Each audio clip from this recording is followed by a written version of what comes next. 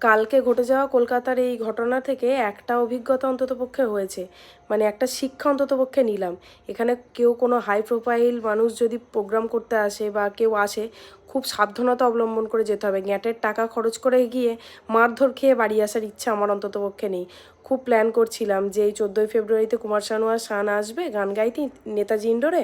তো ইচ্ছে ছিল একটা যাওয়ার, কালকের এটা দেখার পর ভাই আমার এতটুকু আর ইচ্ছে নেই। অকারণে মারধর খেতেও চাই না, অশান্তির মধ্যে যেতেও চাই না। এটা কলকাতা ভাই, এখানে সব কিছু সম্ভব। দেখা গেল গেলাম গান শুনতে, 4টি সেলিব্রিটির পিছন থেকে বাড়ি চলে আসলাম। হয়তো গান গাইতেই দিল না, সেলফি তোলার চক্করে। এরা তো সবই পারে, তাই না?